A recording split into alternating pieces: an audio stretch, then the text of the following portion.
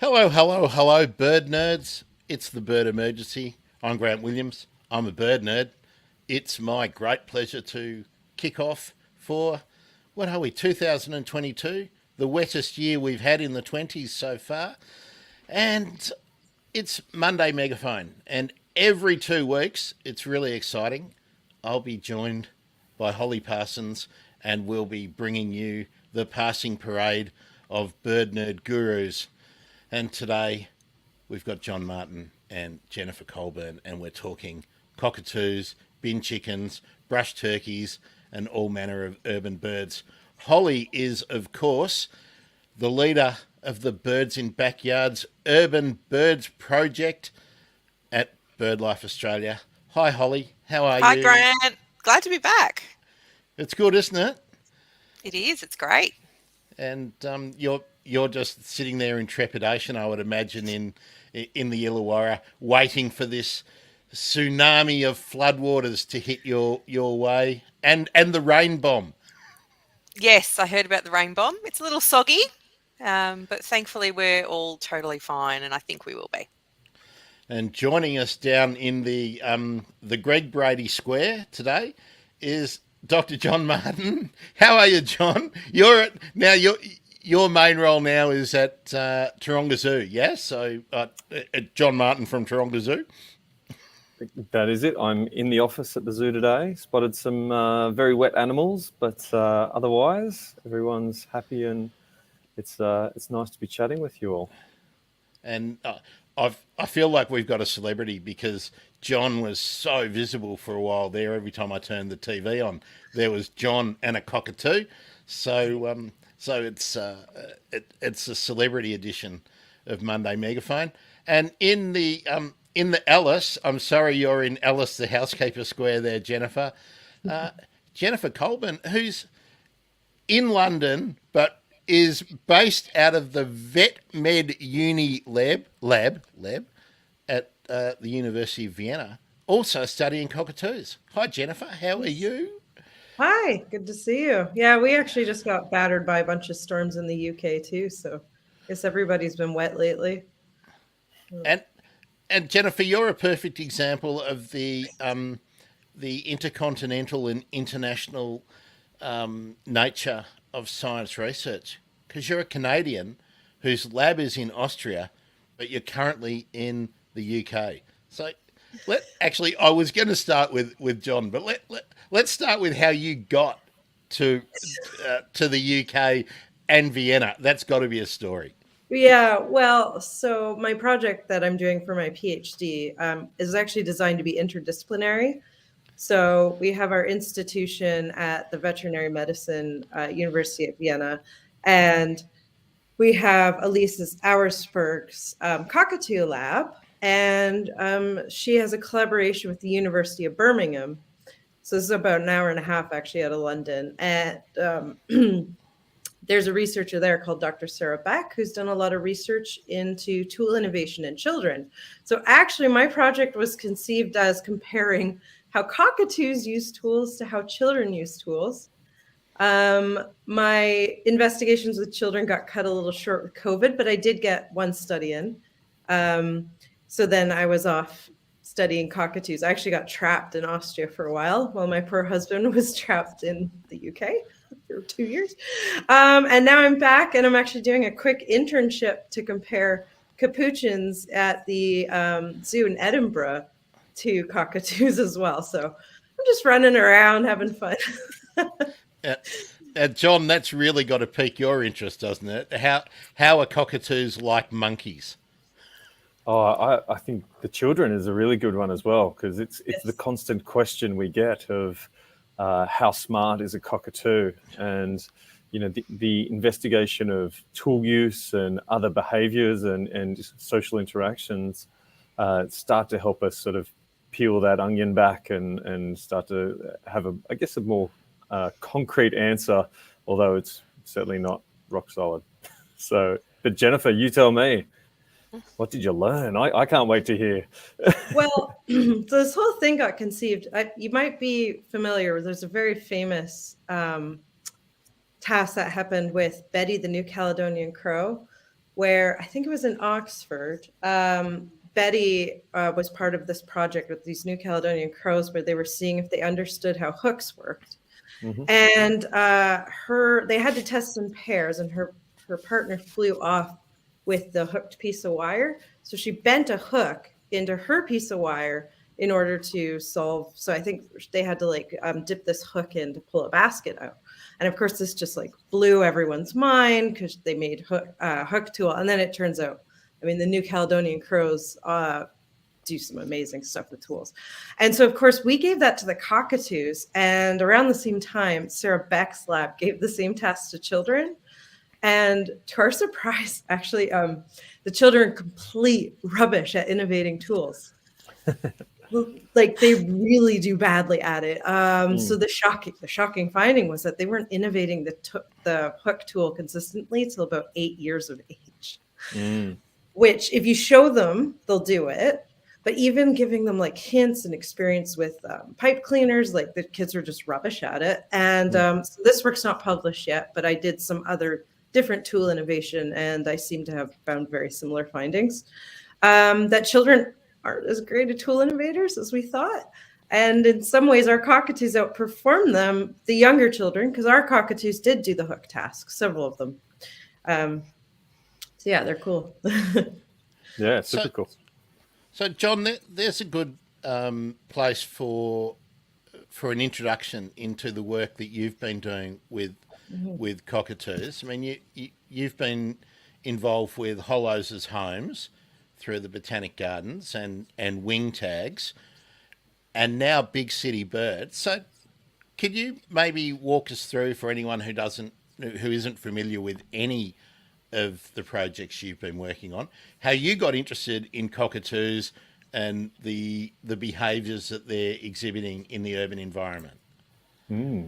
So Holly and I have a mutual friend, Adrian, and he was doing his PhD on parrots competing for tree hollows in the urban landscape.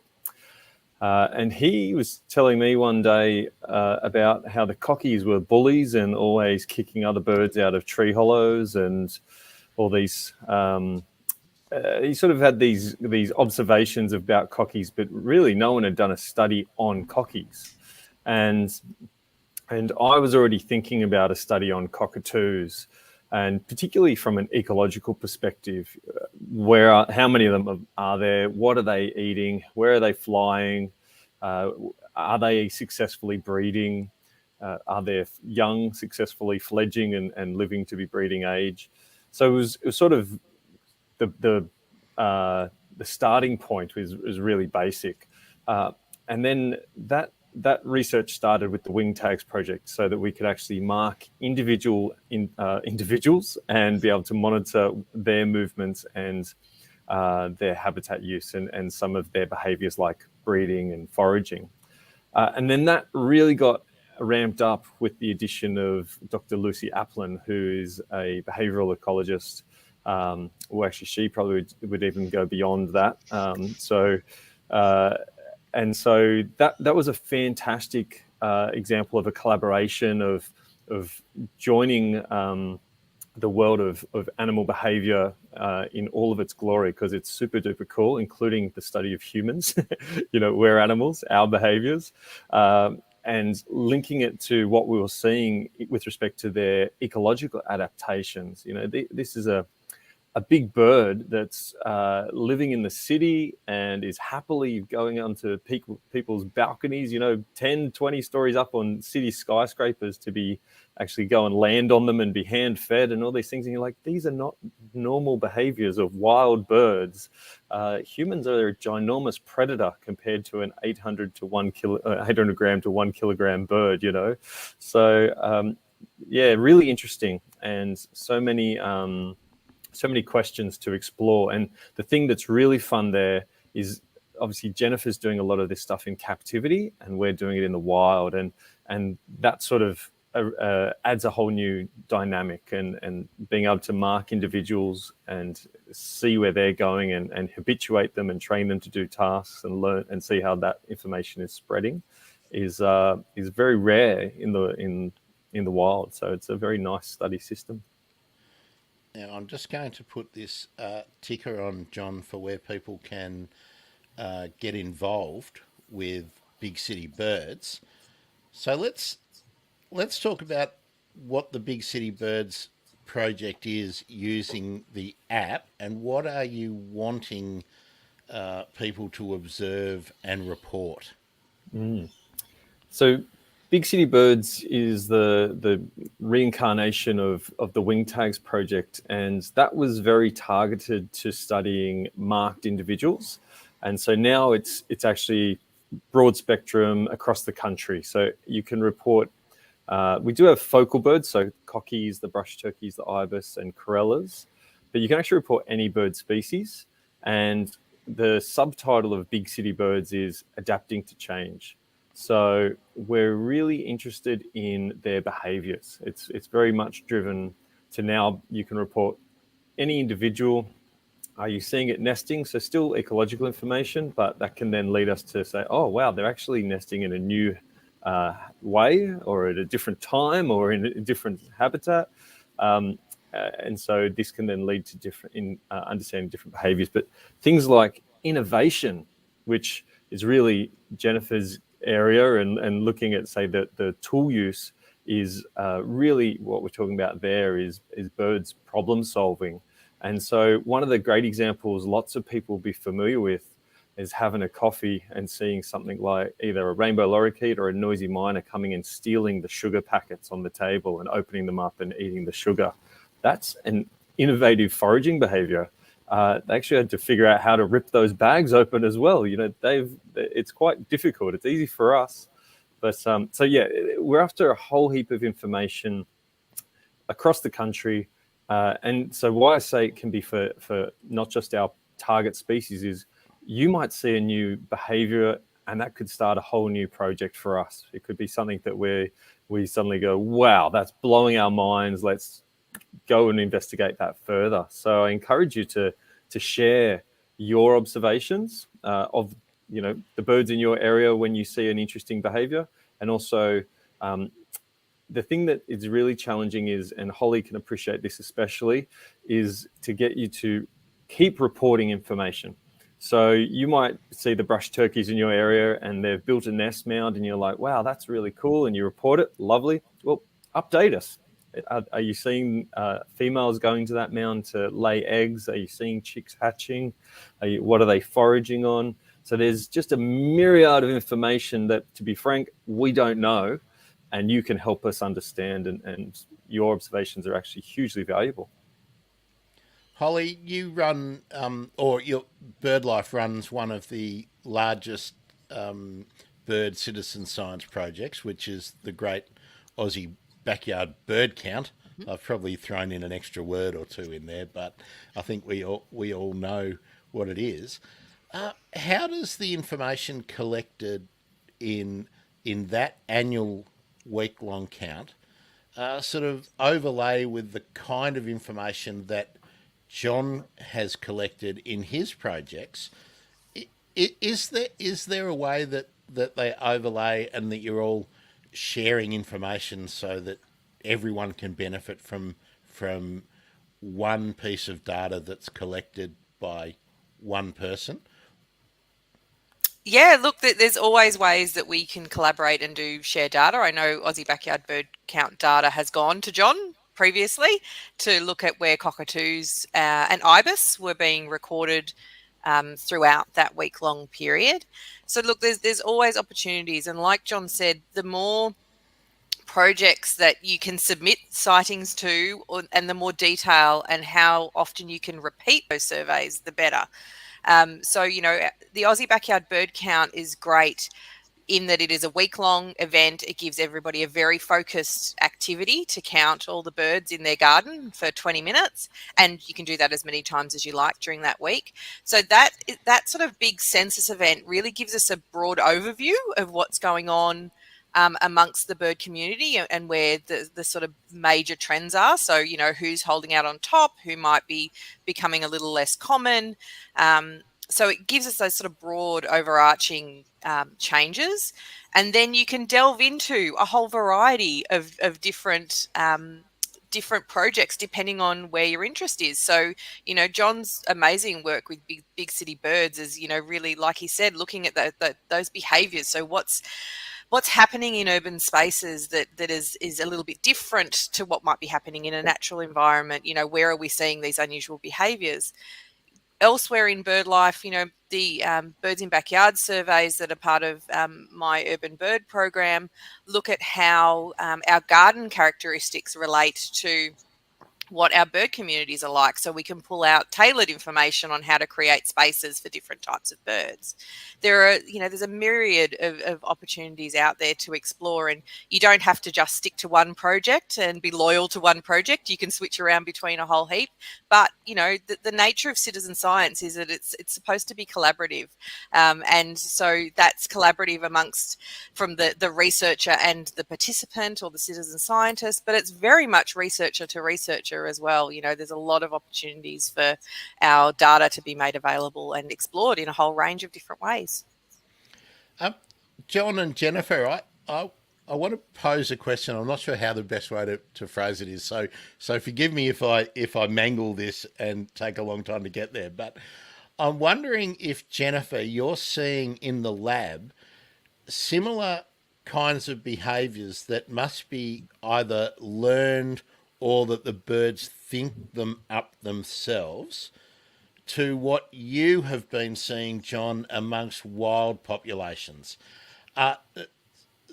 So the point really is, are they deciding and working things out for themselves individually, or do we think that there's some innate knowledge amongst cockatoos that helps them exploit the urban environment or man-made objects? There we go. How did I go? Well, I know I can speak in our lab that we do know that our cockatoos can socially learn from each other.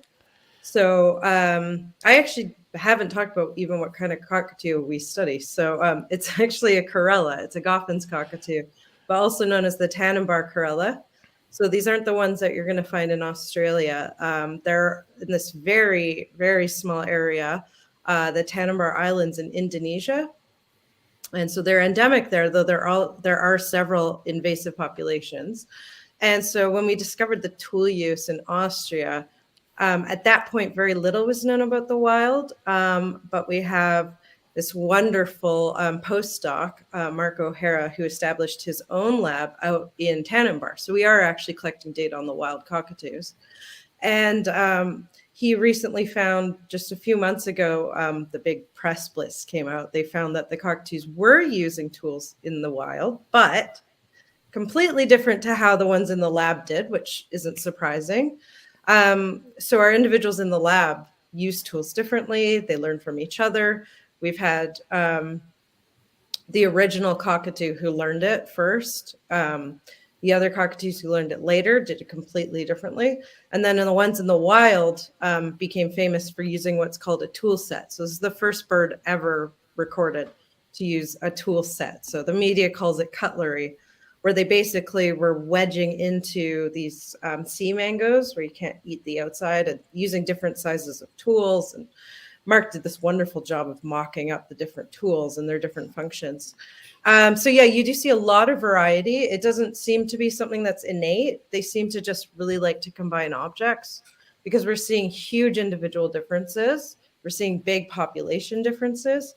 And I think that's similar to the cleverness that you're seeing out in Australia in the urban wild. And in fact, speaking of citizen science, we actually had, it was a group of birders out in Singapore where there's a big invasive population, and they saw the Goffins there and videoed them doing object combinations that looked like tool use. But at the time, my supervisor was very conservative about saying that. But now, I mean, it's looking like that probably was another population that's independently figuring out things to do with objects.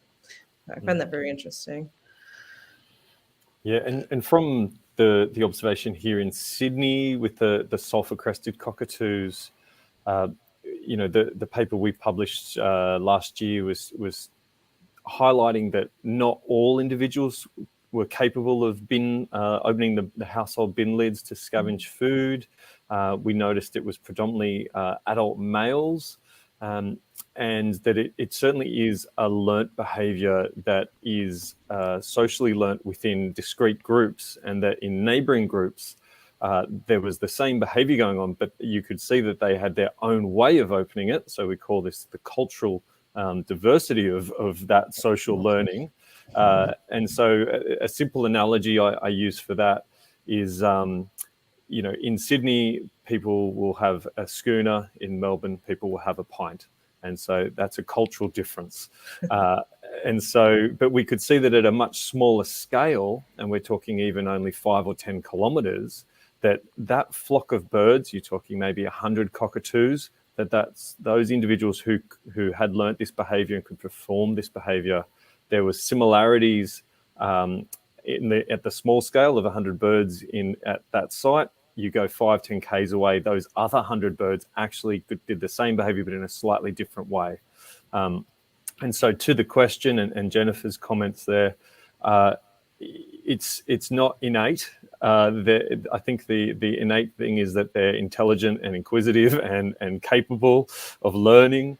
And then it comes back to opportunity and different exposures. And so there's a lot more to learn here, because there's by saying it's adult males, there's a physical component to that as well. They are slightly larger, but they're not, it's not even really 10%. So it's sort of, there's a lot more to refine, and there's, it's really, I think, Grant and Holly, the key thing when we're talking about this space of research is it's actually a relatively new field when you think about the diversity of species. So it's been going for, let's say, 80 years, but in the wild and in captivity, in more detailed about social learning and tool use. But the diversity of species is actually, tiny. So we've got a lot to learn. Mm-hmm.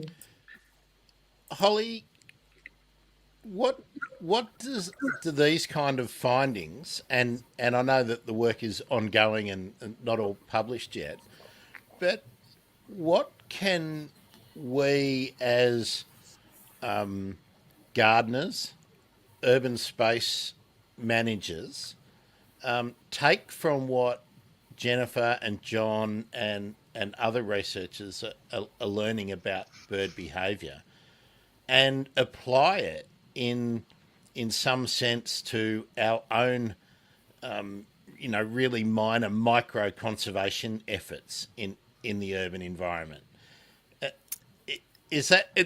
Have we got to the point where we can apply some of the things that John and Jennifer and their colleagues are learning to actually give us more bang for our conservation buck? There we go. Yeah. Oh, good question.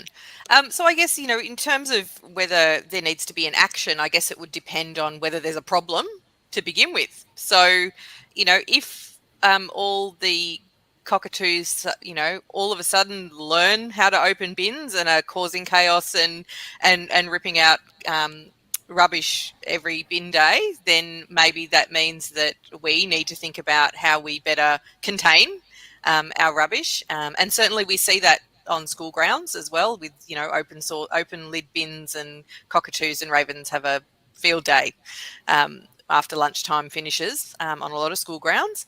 So it may be that we need to think of solutions when a problem emerges because of this behaviour.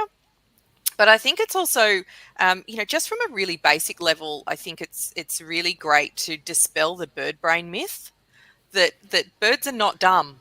They are not stupid creatures. They are incredibly intelligent, and this sort of tool learning and using, absolutely demonstrates that. And so I think there's a great strength in people recognizing and understanding the intelligence of these birds, and it helps people feel connected to them and want to take action for them when you can see just how smart they are.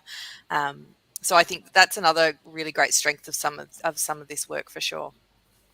Well, John, the question has to be asked: is there a problem? I I'll preface it again with something that I see as an issue in the way we think about wild animals. If ibis and cockatoos and myriad countless other birds are exploiting our refuse as a food source, doesn't that tell us that maybe we should be giving them an opportunity to find food in a way that doesn't piss us off? So there we go. Comment.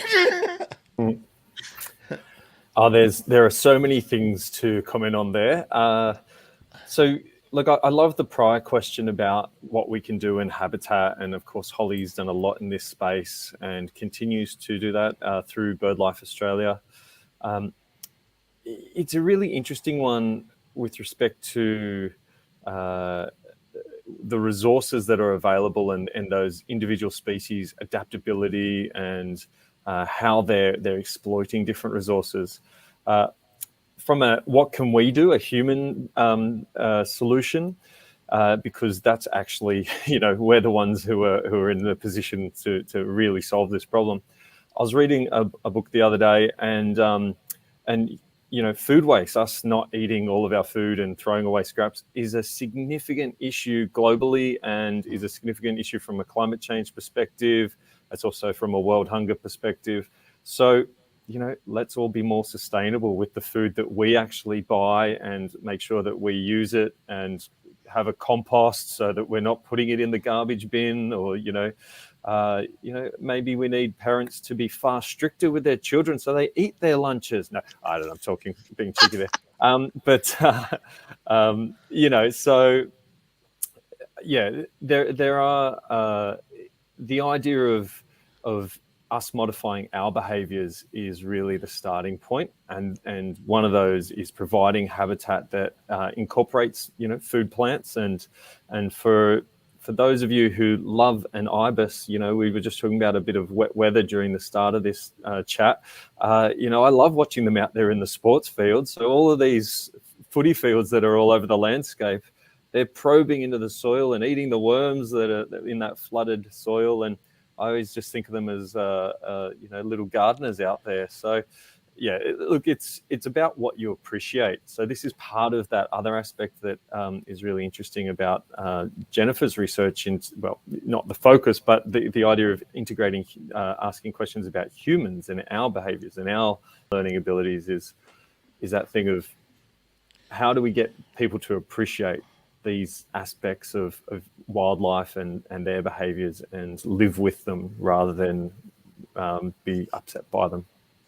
That actually dovetails really well into my master's work, which was actually looking at raccoons in the city of Toronto in Canada. So my interest is actually also urban wildlife, which I'm hoping to do more with the cockatoos in the near future. And my supervisor out there, Suzanne McDonald, helped the city redesign the rubbish bins because the raccoons were out of control. Some of the cockatoos can do it, but all the raccoons used to be able to open the bins quite easily, actually. They do have thumbs. They're not opposable, but they have thumbs. They're very persistent, and they were causing havoc. And actually, what's interesting is that, so Toronto's overrun with raccoons. The nickname Raccoon City is very, very apt. And at one point, I think my supervisor estimated something like 100 raccoons per square kilometer. It was like really ridiculous, the high density. And part of it was eating the rubbish because raccoons do this thing with the more body fat they are, the bigger their litters are. And so that was like exponentiating. So I don't know now what's happened now that these new bins have been introduced. A few of them did actually manage to figure out how to break them. But generally, keeping the rubbish down and letting them eat more natural food, I think, at least in the case of the raccoons, which if you've ever seen raccoons on YouTube, getting stuck in things in North America, it's because they're so obese from eating all of our junk food. And then they're having these mega litters that can't sustain. And then rabies and canine distemper just like runs through these populations. And it's actually quite devastating.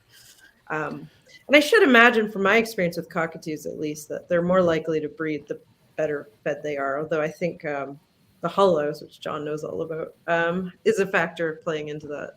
And I guess that dovetails nicely into the behavior of people feeding wildlife, which I know Holly's done a lot of work on as well. And we know lots of people feed cockatoos. The simple comment that I always say to people is they don't need your food. There is so much food in the landscape. So Barbara Klomp, who works with us on the Big City Birds project, she was surveying foraging behaviours, and within 1 month had identified over 100 different plant species that they were foraging on just in a very small area of Sydney. So and that's through subsampling observations. You can't follow multiple flocks of cockatoos every second of every day, so there's a huge amount of food that they've got available to them. And it does fluctuate. But if you've ever seen cockies just sitting on the grass, they're eating the herbs like bindies, and they're eating just the grass shoots. If you can see greenery, there's cockatoo food, and of course they'll eat flowers and seeds. So and the other aspect to that, I'll just always add to people is, so first, they don't need your food. The second thing is, you're not the only one feeding them. So try to have some moderation, because we've learnt this with particularly the tagged cockies. They will fly from balcony to balcony to just be fed, and it's fascinating and really amazing that they can literally learn the timing of human behaviours. So they know that people are turning up at their places from work at certain times, and we'll feed them, at certain times. And so you'll see them just sitting there waiting. And anyway, it's beautiful to have these interactions. So hopefully people are appreciating that unique experience as well. John, there's a good point for me to update Holly. Remember, Holly, we had this discussion to feed or not to feed? I do. And that I was wrestling with my decision about feeding my local gang of corellas and sulphur crested and galahs, and crested pigeons, of course, as they were hanging out. John, they knew the time that I would be likely to be heading across the road to distribute some seed in the park. And they were insistent. They'd come and sit on my fence and wake me up if I was late. I no longer feed, Holly. I took that on board, especially after talking with David and with Johanna about all the kinds of risks that it poses. So I no longer feed. I'm happy about that, but at the same token, there are now only a handful instead of the 35 odd long-billed corellas that come. There are now no little corellas that come, and there are the consistent 3 or 4 sulphur-crested cockatoos that come. I'm sad that I don't see any galahs anymore, but those galahs are only coming because they were easy, They were just coming because I was being slack. To jump on that, they're sure, there. John. They are in the area. They just aren't in your backyard or Exactly. your location. So, that's why I really love eBird as well as Bird Data or these other citizen science. So you can now go for a walk, go for your 2-3K walk and do a bird list every day, So there are lots of ways that you can still enjoy them. And one of the things that I love about that is when you do see something you don't see regularly, and you also see those seasonal visitors. So, there are lots of ways to enjoy and have those interactions. And to me, the behaviours. So what you're talking about, Grant, as well, is you would actually be seeing a lot of social interactions, and that's really key for some of our research. Is looking at, how we assess that it was the adult males, and particularly some of the more dominant individuals, is by actually assessing their social hierarchies. So looking at who's the top dog, so to speak. And so you would have, everyone who's out there feeding wildlife, you're actually opening a little window into the society of those species and multiple different species and how they're interacting. But I think it washes over a lot of us unless you actually really feel like you know who some of them are and start observing in more detail. That's actually the thing I feel bad about with not feeding the birds, is that I'm no longer learning personally anything about that group of cockatoos. Not only the cockatoos and the corellas, the long-billed corellas, and the relationships within those groups, but also between the different species, because the sulphur cresteds, when they want to be, they're the king of the heap.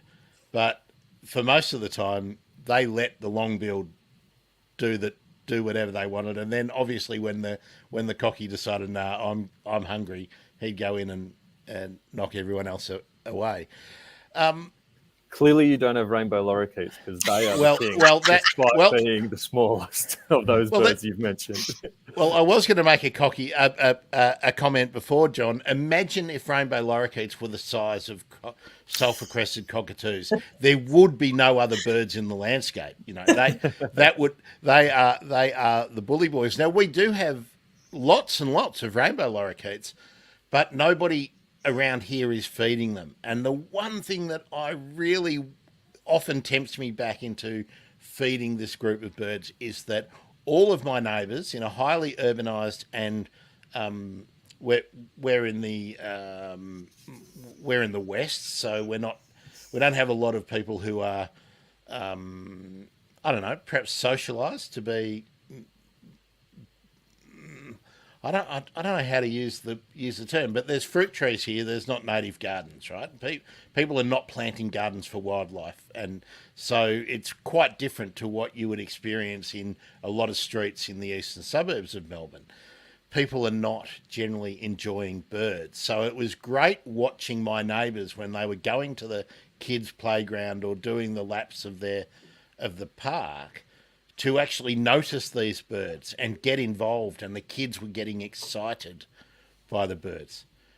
I kind of wonder whether I might have been doing a community service, but I erred on the health and safety of the birds, and they're no longer getting fed. I've got a solution for you, Grant, if you want. Yeah, what's that, mate? Yeah. You enroll to do a research project, maybe a master's. You get your ethics approval for humans and for wildlife. And now you do a social ecological research project. You can assess if your feeding of the birds is actually making those people happy. You can assess the behavior of the birds. There's so much you can do. And a lot of it is new information. So it's that easy. You're allowed to do it then. You've got approvals. I think the only problem with that is that I'd have to do a degree before I did my master's. So I'm not sure anyone's going to let me directly into a master's. I'm only 1 year short, but you know, I just You're don't only think 1 year away then. I just don't think there's that pathway. I would like to do it though. I would love to do it. I think you've got a couple of co-supervisors here that would be like, yep, this would be very interesting research. But the other solution is the project is done by someone in your area and you are their key volunteer, you know. Now you're out there with authority. All right, hook me up. Let's anybody watching in the future, I'm really up for that. Anyone in the western suburbs of Melbourne who would like to who can enroll in a master's now and set one up, hook me up. Look at these supervisors we've got. This would be amazing. John, I wanted to ask you something about the adult males being the birds that pass on or mainly exhibit the behaviour and then seem to be passing it on. Is that because cockatoo society is let's anthropomorphise it. You know what I mean. Is that because cockatoos are a sexist bunch? Are lady cockatoos probably capable of fulfilling that role, but the the way they are organised doesn't allow them to do it? They're not. So the flock, and this is some research led by a PhD student of ours, Julia Pendorf, who's just an amazing operator in the field. She knows the birds, and they know her as well. It's really quite an interesting thing to see her at work. So she's assessed the social hierarchies of different flocks, and what we see is that the dominant breeding pair in sulphur-crested cockatoos, the male and female, they are ranked number 1 and 2. And so that adult female, she can push around even the number 2 male if she chooses. And so, yeah, it's an interesting question there. I think that does then sort of lead towards the fact that there might be a physical component to who's opening the bin lids, with respect to them just being slightly larger and slightly heavier, so they're stronger. But there's a lot more to learn here as well in this space, and so then let's just forget about bins, because that adds that physicality. There, of course, there's the work that Jennifer's doing and others, where it's actually not, it's about brains, because they've all got their beak and their foot, and so can they actually figure out how to do it? And we've still got more work to do there on the cockies. We've started doing some research in that space, but it's quite challenging doing it in the wild, because you do get just, someone just walks by and all the birds fly away, or a dog runs through, and so you also have to, before you can work with them, is you have to habituate them, mark them, train them. So there's all these steps. Whereas I'll throw this one to Jennifer and say, well, with your captive research, where you've got these birds, are you seeing any sexism, or is this, it doesn't exist? What's happening? Yeah, well, our sample size isn't quite big enough that we've wanted to say anything conclusive on that. But typically our males outperform our females, with the exception of our highest ranking female. And one suggestion, and at this point it is complete speculation, is that because the males have to provide for the females when they're nesting, that puts a lot of pressure on the male to be a good provider and to forage more. So, I mean, it could even just be more of a motivation than an intelligence. It's very hard to disentangle those two things. And it's the same, like the size difference is almost negligible, but the fact that it's persisted could have some meaning there. I'm not entirely sure. It could be just from dominance battles or something like that. But I do seem to recall this study happened quite a while ago, probably about 20 years, but the Kia in New Zealand, they found the same thing, that the males were the ones opening the bin. And I think actually they're the ones who made that suggestion, that it had something to do with having more pressure on the males to provide. But in that case, body size probably really did help. Yep. With the Kias, it was a pretty small sample size as well. Yeah. So, yeah, Grant, this is just one of those challenges. So with Julia's work looking at the social hierarchies, she's focused on 3 flocks, and those flocks can have up to 100 members, and sometimes more. So, there you're talking about a large sample size for assessing those 3 flocks. But of course, there are thousands of flocks of sulphur-crested cockatoos across the country, and the implication from those that we've studied is that there is this consistency with the social hierarchy. But because we've looked at a couple of other flocks a little bit further afield, but still, we're talking about 6 or 7 flocks. It's not 100 flocks anyway, and that's always one of the challenges, as Jennifer said. So Jennifer's research, maybe you've got 10 or 20 birds in captivity. It's often even less than that. So it's hard to be sure. One of the things that's really interesting and has been added a lot of uncertainty with some of our work is the juveniles. And with the sulphur-crested cockatoos, they're not adults until they're 7 years old. And we're seeing that there are very different behaviours between adults and juveniles, and movements. And so there's a whole we've got years and years of fun to have researching these individuals. And then just back to the bins, just because it's relevant, you can appreciate that you actually might only need one individual to be able to perform this behavior in a flock, because as soon as they open the lid, all the birds can access the food. So it isn't something that everyone needs to learn. And there is this secondary behavior of just scrounging that food resource that an additional individual has that skill. And that's something that has been seen in lots of different species, not so much so shown to be a socially learnt behavior. That's not where it's come from, but it's just literally parasitizing knowledge. I can see that this other human has found the best sale. I'm going to go there and get cheap mangoes, whatever it is. It's something that we do in our daily lives as well.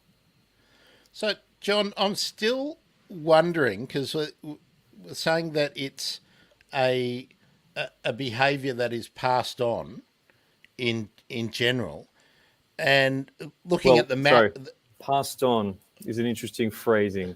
Learnt? Yeah. Well, what? Yeah. So it's not hereditary knowledge, of course. Yeah.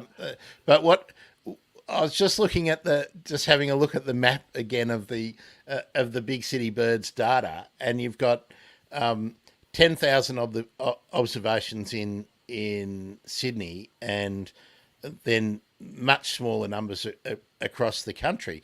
But I'm wondering, are there smart flocks because there is a cockatoo in that flock that has learned a particular behaviour, whether it's opening bins or to use an implement or something like that, and that says, are there dumb flocks? Are there less intelligent flocks? Like, does one flock need to observe and learn the behaviour, or are these behaviours popping up independently in other locations around the country?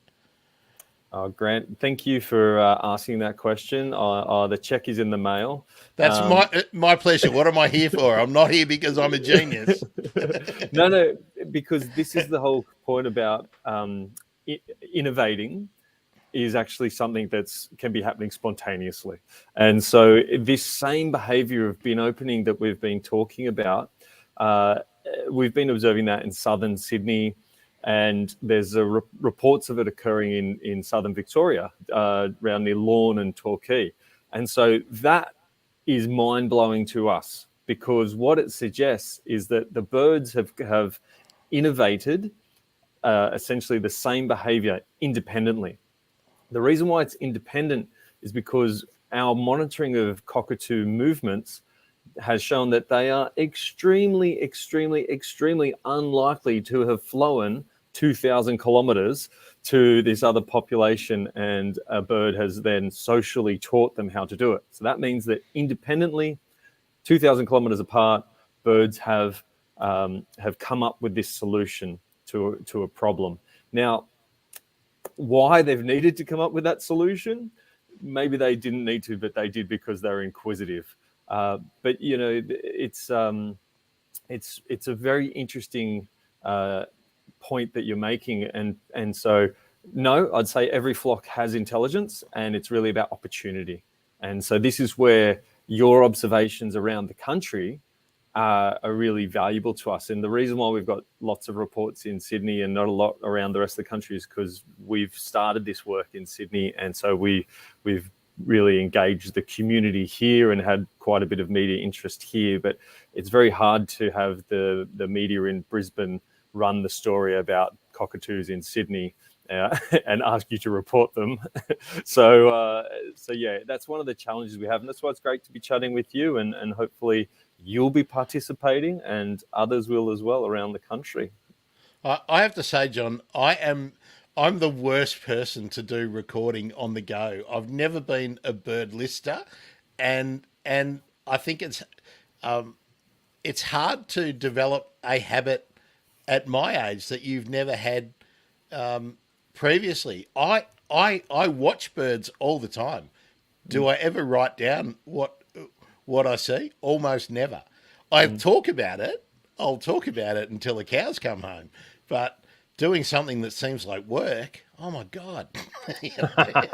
Seems like work. Interesting. So, I think of it as fun. Like I was walking into work this morning and I was like, oh, there's a baby brush turkey, report it. And then I saw another one eating some figs. I can report it. And anyway, I certainly get in the habit. It takes me a second. But yeah, I know what you're saying. I really need to do it because I always want to record, especially the honey eaters around here. I mean, this has been one of the things that I've been noticing is that there's less species and there's less of the species that I see, which is part of the whole bird emergency thing. But John, I wanted to ask you particularly because as Jennifer has said, her study species is an Indonesian species. Cockies, cockatoos, highly intelligent large parrots are found through parts of Southeast Asia. Are there other reports apart from what we've been told about in Singapore from a sort of feral escapee or introduced population of cockatoos? Are wild cockatoos displaying similar behaviours of let's say smart behaviour? I mean, cockatoos are super smart. Anyone who comes up against them in their daily life will know that. But are Timor, are Port Moresby, are other urban centres in Indonesia reporting any of these kind of behaviours? Not that have been reported in a research capacity, and that's one of the challenges of understanding what's going on in the landscape. So, there might be videos on Instagram or TikTok or YouTube, and this is actually how the New Caledonian crows were first identified. Was that Christian over in Scotland observed on Flickr someone's photos of these birds using sticks, and he went and did some research on them. So your observations are valuable, and the challenge that you're highlighting there, Grant, is how do researchers tap in to your observations, and so this is how citizen science has become such a popular space. Is that it is a way that we've got an app, people can report it. It puts my contact details out there. People could just email me and or message me, and that happens all the time. People have unique observations, but no, it hasn't happened yet. Grant, that we've received reports from some of those other spaces where sulphur-crested cockatoos occur, and there's perhaps a key thing to comment on that, which is are cockatoos being socialized in a way in Port Moresby, for example, where they're scavenging in people's backyards and perhaps even being fed by people. So they're actually being given the opportunity where they might be interacting with something like a household bin and have the opportunity to innovate. Potentially not, because potentially there isn't the same wildlife-friendly dynamic in some different spaces, and I've certainly seen that. I haven't been to Port Moresby, unfortunately, but I look forward to getting there one day. But lots of cities, let's use much bigger cities as examples than Port Moresby, aren't very wildlife-friendly and aren't very diverse with the wildlife that they have, even in highly tropical areas. You often see cities are very much concrete and dominated by a very small number of species. So we're pretty lucky here, and I'm sure Jennifer is looking forward to visiting at some point and sitting in the park with with 6 or 7 different cockatoo species all trying to sit on her and interact with her. Yeah, the big behavioral ecology conference that was supposed to be in Australia. I was supposed to go to that in Melbourne last year. Yeah. But on that topic, actually, from what I know of the Goffin's cockatoos that are in Singapore, Singapore's a great city for having lots of plant diversity, but they've planted a lot of ornamentals that aren't necessarily native. And the Goffin's cockatoos have figured out how to exploit these because they're very good at exploiting novel food sources, including rubbish bins. And they're pushing out the native parrot species. And from what and again, there's actually no data on this, but we know that there's populations in Hong Kong, I think Taiwan. I've been trying to track them because they should be in some of the Indonesian islands where they're not supposed to be from the bird market trade. And I've actually been using photo apps because every blue moon I'll find something tagged where it should not be and try to figure out if it's breeding. So we still don't even know entirely where all these invasive cockatoo populations are. To my surprise, there's a stable population in Hawaii, but they don't seem to have expanded. They're just running around. But yeah, in the case of Singapore, that they've become an invasive species and they probably don't belong there, as nice as it might be to have them.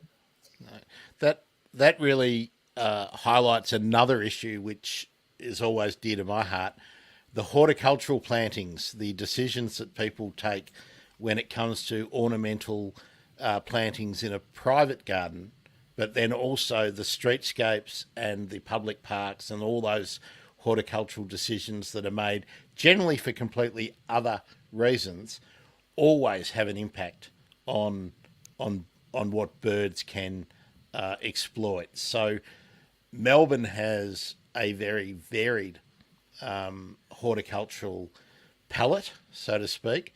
So there's a lot for wild birds to eat before they need to head to the bins, I think. A lot of other places have a far more uniform horticultural palette. So that's just another dimension of complexity. Now we're getting to that time where we need to start thinking about wrapping up. But John, brush turkeys and bin chickens. I think we love them for different reasons. What are some of the really interesting things you've discovered? And actually, let's tell our worldwide audience what a bin chicken is and what a brush turkey is.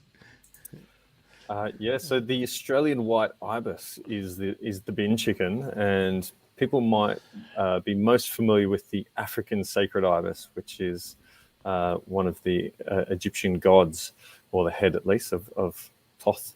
And so this is a large white bird here in Australia, occurs in Papua and parts of Indonesia as well.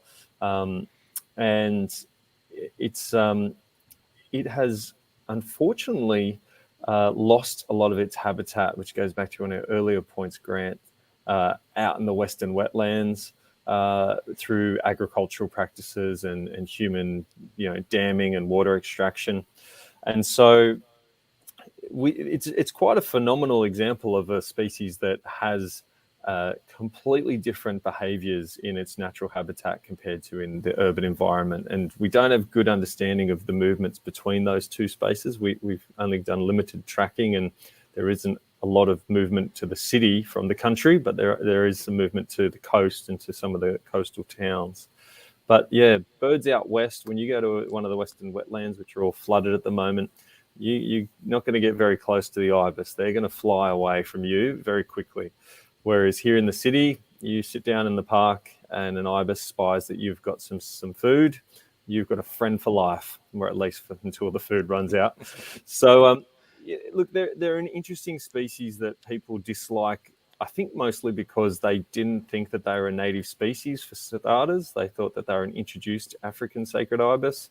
And then secondly, they do sometimes share your lunch uninvited, and so that's not the most endearing attribute of a relatively large bird. They're sort of 60 centimeters tall, and they've got a beak that's 20 centimeters long, and they reach in and sometimes steal your lunch. So they can be intimidating, and sometimes they do stink. So, with nesting and other things in undesirable locations. So, but their adaptability is really amazing. The food, they'll know. I'd like to tell people the reality is they're a predator. They're out there actually hunting other animals to eat them. They eat snakes and frogs and fish, and they're obviously worms and these things. But now they're just getting all these free lunches with rice and noodles and sandwiches. So that behavioral plasticity of being able to eat those different foods and live in those different habitats, nesting in palm trees, just bonkers for a wetland bird. One of the assets, the great values of the ibis in an urban setting is that because they eat the witchetty grub, for want of a better term, but that little curl bug that eats the roots of sports fields.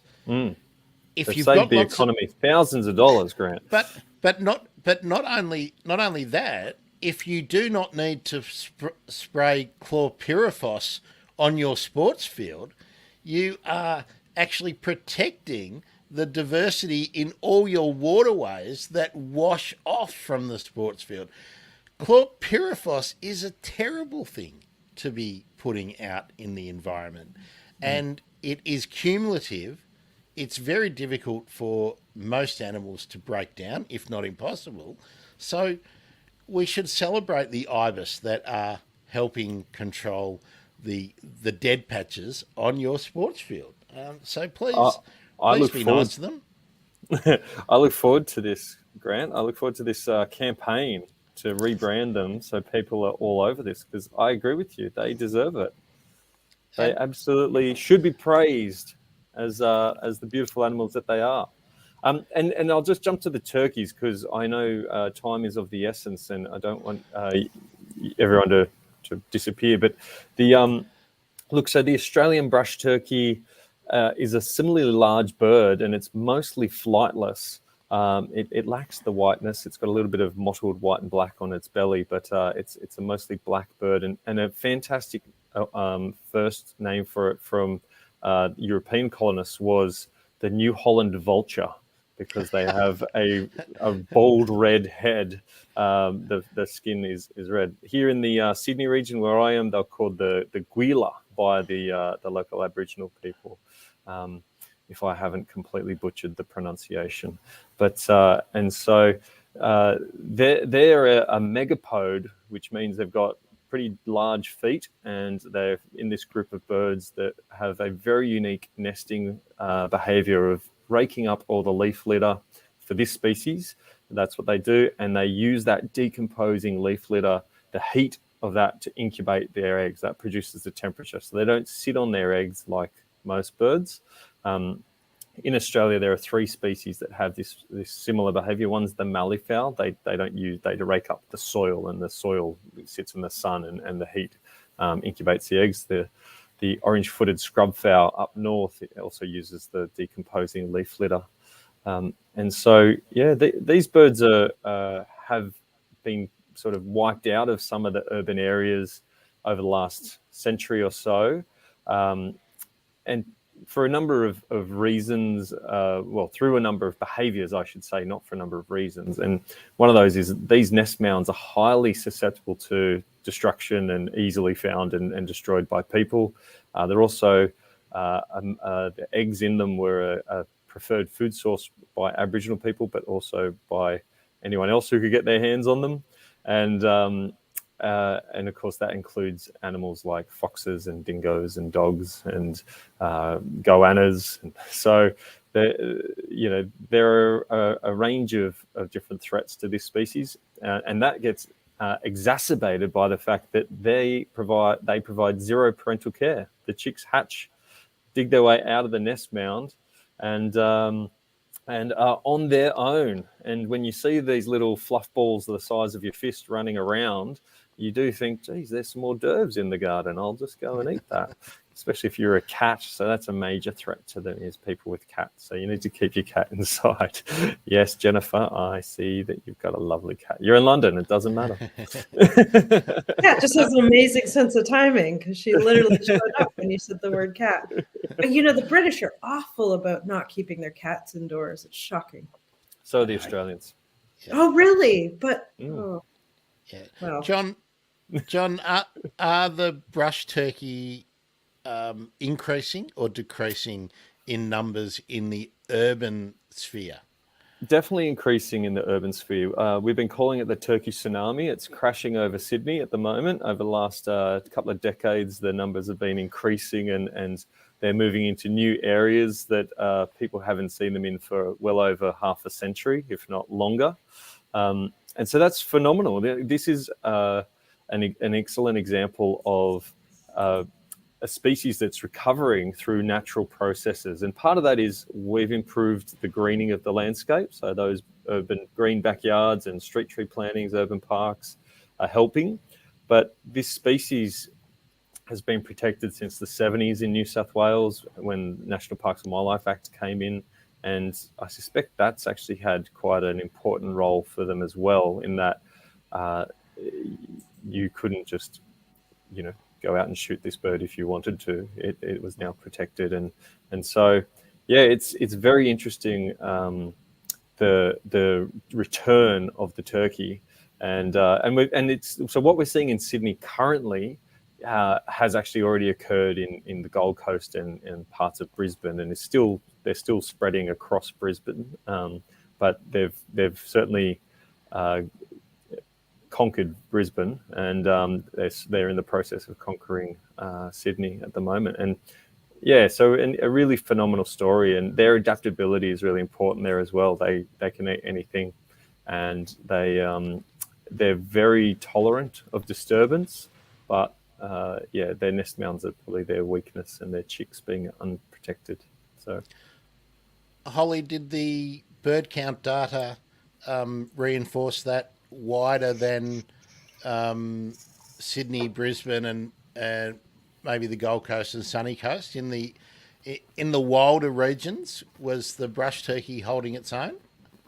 Oh, you put me on the spot, Grant. I don't know. No. Look, there's certainly, in terms of urban spaces, which is where most people who are doing the Aussie backyard bird count are doing it, that Sydney, Gold Coast, Brisbane, and sort of southeast Queensland, that's the kind of the core brush turkey urban distribution, really, and a bit further up, of course, across the Queensland coastline as well. And the species that John's sort of talking about, your sulphur-crested cockatoos and your brush turkeys and ibis, and they've got this sort of common thread that makes them an urban success story. And that's things like being able to be really flexible with their diets, and being able to nest in sort of novel locations that are a little bit unusual, ibis getting into palm trees and things, and being able to exploit a lot of different environments is certainly what can make an urban bird do really well in urban landscapes. Where we find birds are less common or in decline is where they have very specific types of requirements that they need. So in urban areas, they may be very shrub dependent, and of course shrubs are the things that are often lost out of the vegetation that's lost out of our landscape. They may have a very particular diet. They only eat sort of a select number, or they're only insectivorous, for example. Those are the birds that really start to struggle. And so if we're looking at sort of maintaining a balance, it's around how do we provide those specific resources that are going to help the birds with the specific requirements. And your ibis and your sulphur-crested cockatoos, for the most part are doing pretty well. Of course, there's always going to be an issue around things like hollows, but for the most part, it's great to have some good success stories in there. Well, there'll be plenty more about hollows coming up in the next little while on the Bird Emergency. So watch that space if you're interested in hollows. There's a whole lot of new stuff happening in development there. Now let's sort of wrap up. Jennifer, we'll start with you. Can you share with us where people can track the work you and your collaborators are doing, and also can you share perhaps your most surprising observation when it comes to one of your cockatoos? What's the thing that you've seen that has surprised you the most? Wow, that's a tall order. Well, I mean, to the first thing there, I probably, for anyone who's dying to see the tool use, you just type in Goffin's Cockatoo tool. You're going to see the wild ones, and you'll see the famous First one, Figaro. Figaro's a movie star. He's an ego. He's in charge of the lab. He's a bit of a tyrant, but he invented tool use, so he's the big guy. So yeah, Figaro's all over the internet. And you can follow me on Twitter and Mark O'Hara as well. Our Tannenbar lab is on there. My supervisor, Elise, keeps thinking about making a website or Twitter, but it's not too hard to find us because nobody else is studying Goffin's cockatoos. That's basically us. The things about the cockatoos. Well, I mean, so in some ways, my project got quite changed, and I had the opportunity to hand raise the last babies that we have that have entered our aviary. So I actually lived in the aviary. It's quite a cross between field work and we had some amenities, but it was fun. So that's what I did during COVID. I raised cockatoos. And, it's amazing how much they do learn from their parent, which was me. And of course, I was integrating them with the cockatoos. We didn't want them to be overly dependent. You want them to be hand reared so that they'll work with humans, but you also don't want them to just be a pet. And it's amazing. From a very young age, they begin manipulating objects, and they're very, very playful animals. And having raised other animals like, kittens and puppies, which are also very playful, they're playful in a very directed way. It's really interesting to watch the way that they work with objects, in a lot of ways reminding me of my own nieces and nephews.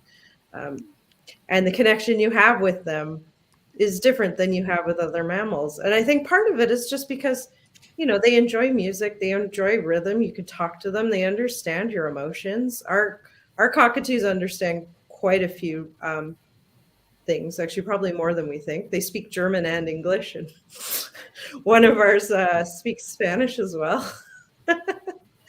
So yeah, it's fascinating, just the connection you can have with these animals. That said, my token, do not get a cockatoo as a pet. Absolutely not. Zero. No. Just because we have them in captivity. We have a massive outdoor aviary. And even so, the amount of trouble these cockatoos can get into, the homeowners just tear their hairs out. I think it's like 90% of cockatoos are given up in the first 3 years. They're awful pets. And if you're my age and you get a young cockatoo as a pet, then you're going to have a very distressed middle-aged bird when you die. Yeah. So just don't. Some of the umbrellas have made it to 90 years old. Yeah. And even these ones, my supervisor had to make provisions in a will because some of them might outlive her. And she's a young supervisor, but it's not impossible. Yeah. So the Tannenbar Corella, near threatened in the wild. So so there's probably some work that's got to be done to look after them. But it's the smallest of the white cockatoos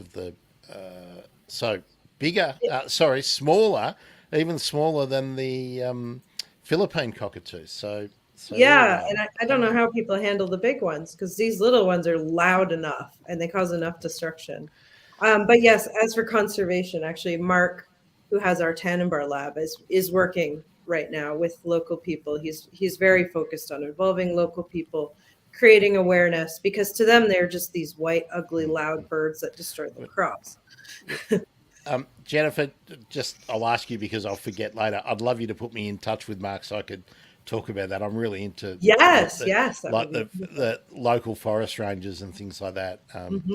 As we found out about the when we did the Philippines cockatoo, that's the central tenant in protecting them. John, your turn. Let's put the ticker up again for spotteron.com/bigcitybirds/info. That's where you can get the app.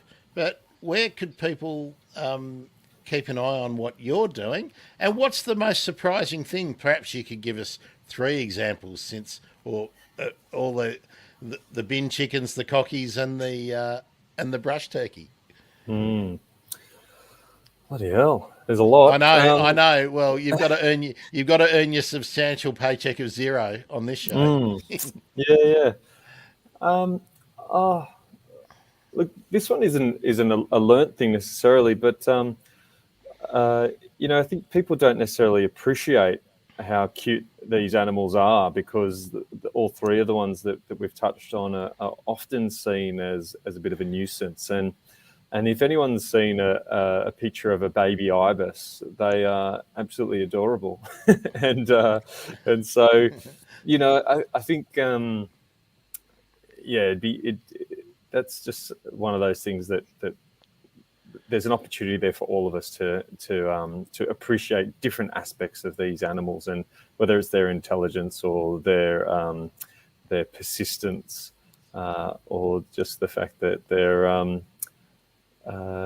have very unique lifestyles and don't really fit the bill, but are surviving and adapting, such as no parental care. But look, so I'm on social medias with Big City Birds has its own handle, but also for myself with at Wingtags, and so that's on all the different platforms. People can always just find me on the Taronga Zoo website as well. So my contact details are there. With respect to some of the things, I've been blown away by how little sulphur-crested cockatoos move. So the longest movement we've had of a cockatoo is 60 k's, and that was, I would have said before we put any wing tags or GPS transmitters on birds, that they would be flying those sorts of distances whenever the hell they wanted to, which would be pretty regularly. But so with the tagged birds in particular, and then that's been confirmed with the GPS, we see the birds are regularly just moving within a 5 kilometre area, like squared. It's tiny. When we did the 5K lockdowns for COVID, that's all you needed to find for food and friends, and everything came from their homes. So for these cockies, that's a tiny area, and to have 100 cockies living in that small space, and ultimately all of them finding all of the resources they need, is sort of mind-boggling.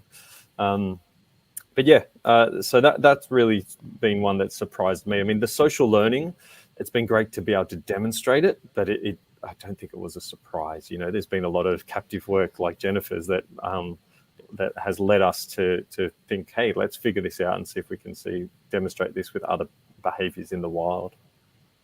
Fantastic.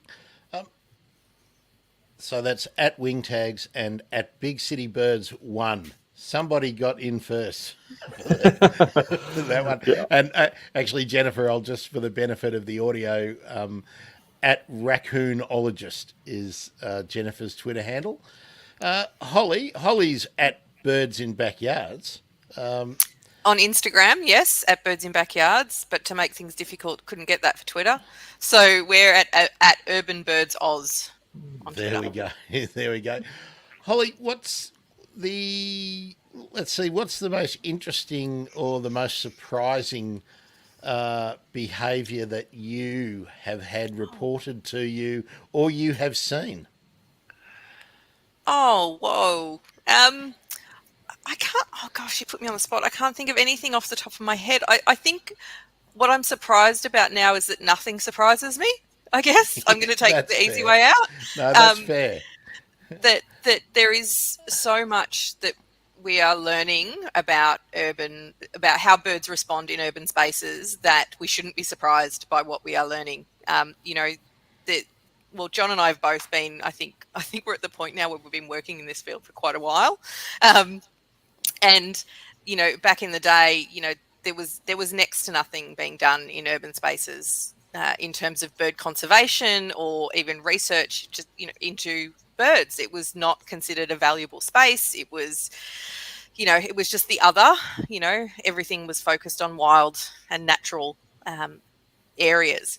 So there's been, in the last 20 years, this real push towards urban environments. And I think that is part of, I don't know which came first, but has meant that citizen science has had this sort of, upswelling, and there are these amazing opportunities, and they are literally right outside your door to engage with nature and add to science at the same time, which means that we uncover like these amazing findings, on this, how far sulfur-crested cockatoos will travel. I think we're finding that similarly with powerful owls. We found it similarly with superb fairy wrens, across the spectrum in an urban space.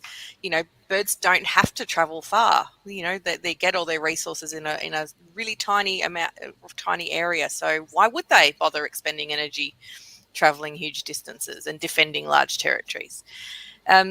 So I would just encourage people to look at, the bird or the reptile or the marsupial that interests you, the plant that interests you. There will be a citizen science project that you can take part in, and learn more about, the amazing wildlife that we have in urban spaces.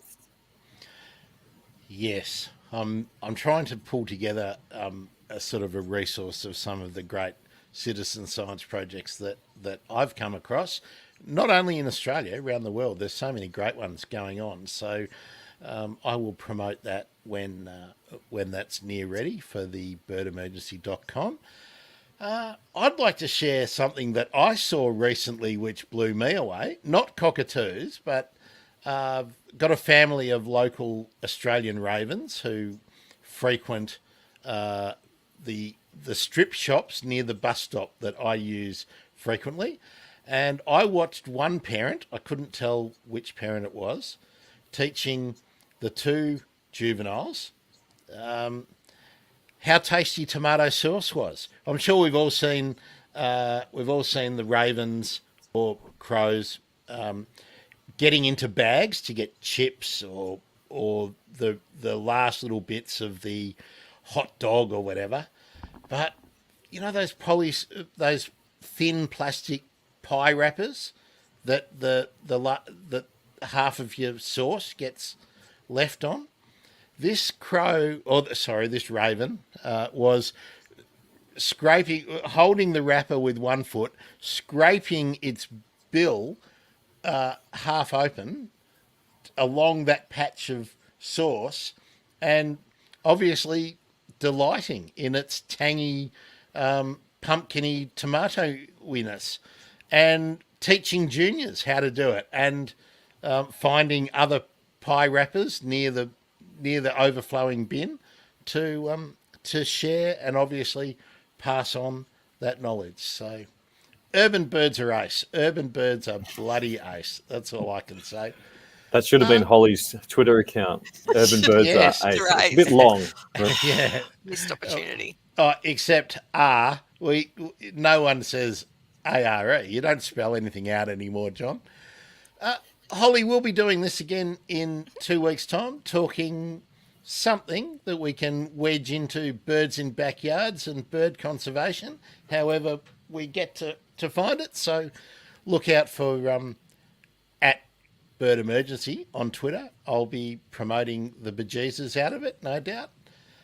Dr. John Martin, thank you so much for being part of this Monday Megaphone. And Jennifer Colbourne, probably 3:30 a.m. where you are now, I would say. Thanks for staying up and sharing your insights. And Dr. Holly Parsons, thank you again for being part of the show. Anything I've left out? Anyone? Oh, thanks for having me. Yeah. Thanks, Grant. Great to start. Great. Unbelievable. I must have got it right this time. Thanks, everyone, for being part of the Bird Emergency. I'm Grant Williams. We'll join you. I'll be back this time next week with someone who's not in Australia talking about birds, but we'll be back with Holly Parsons in a fortnight. Thanks, everyone. Bye.